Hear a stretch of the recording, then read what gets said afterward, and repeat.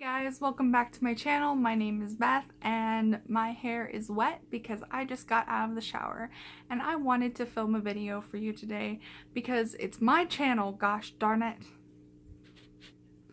This is an update on my Randomathon TBR, and Randomathon is going to be held from the 11th to the 17th and it is hosted by, I really don't want to butcher this name, but her name is Molly Strzelacki. And I'm sorry if I messed up your name, Molly. I have issues with that.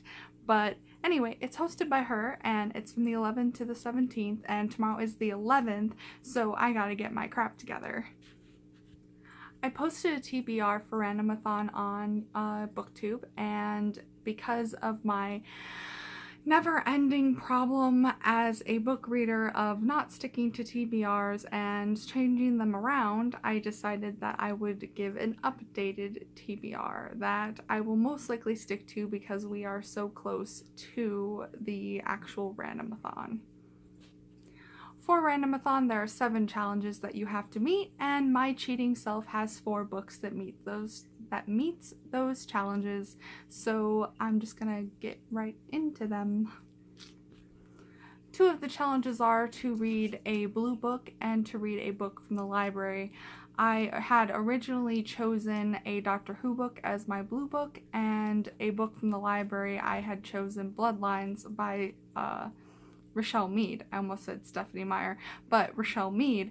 Unfortunately, I'm not sure that I'm going to be able to do that with Bloodlines, so I found this really cute book that I wanted to read at the library, and it had nothing to do with Randomathon, but it does happen to be a blue book, and it does happen to be from my library, and it is called Cyclone by Doreen Cronin.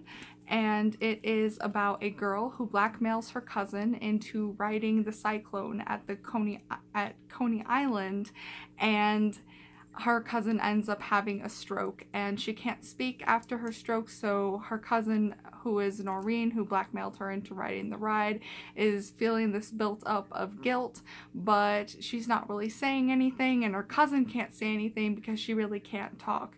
So this is a middle grade book, and the way that the writing is, it's in big font, so it shouldn't be too hard of a read, and I'm looking forward to it. 2 other challenges are to read a book about traveling and a book that has red and green on the cover. For both of these challenges, I chose Water for Elephants by Sarah Gruen, which I have been reading since, let's see, this is December, so I've been reading this since the middle of November, and it's gone kind of slow, but that doesn't mean I don't like it. It's just not something that I usually read, so it's a little bit slow for me. It does have red and green on the cover, and it is about traveling. It is just a very quick synopsis. It is about a guy who has a tragedy within his family. He had intended to become a veterinarian and join his father's practice, but after this tragedy happened, he decides that he needs to get out of his environment. He's just grief-stricken, and he ends up jumping a train, which is a circus train, and he joins the circus in one way or another. And this is very much a book that has traveling in it because of the train. They stop in a town for a few days to do shows, and then they're always moving. Another couple challenges for this Randomathon is a favorite genre, to read a book from a favorite genre and read a book that has a person on the cover. Now for this one, I decided to go with Dumplin by Julie Murphy, and this is because this is a contemporary novel and it's YA, so I love YA contemporary, and I really like that the character is someone I can relate to. She is a plus size woman, a young adult, and I am a plus size young adult, and I really like reading from her perspective, and I can relate to her a lot, at least so far. I've already started reading this because, again, I'm a cheater, so how far am I into this? I'm about 50 something pages into it, so not too far, but yeah, this is the book that I chose for those challenges. It has a person on the cover, a little drawing of Dumplin. So I am enjoying this and looking forward to reading it for a Randomathon. The final challenge for this readathon is to read a book that has vampires in it. Initially, I was going to use Rochelle Mead's Bloodlines for this.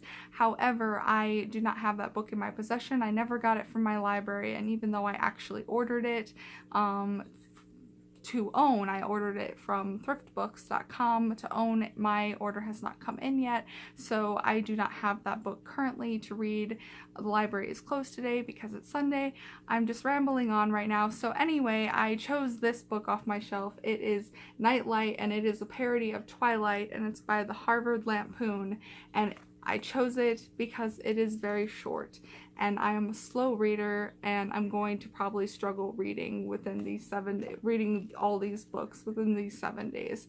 So I read this once before, and I'll probably do a review on it, no promises, but anyway, hopefully it's funny. I remember it being okay and not as funny as I had hoped, but we'll see what happens. Alright guys, that is my updated TBR for Randomathon, which is hosted by Molly, and I'm going to try to say her last name again. Strzelacki. I am just terrible with names. Anyway, shame, shame, shame. So this is a total of 948 pages because I have started for Water for Elephants. I have gotten most of the way through it and have about 130 pages left, and I started Dumplin. So I have 940 pages with all the books together. Divide that by 7 days, and that's about 135 pages a day.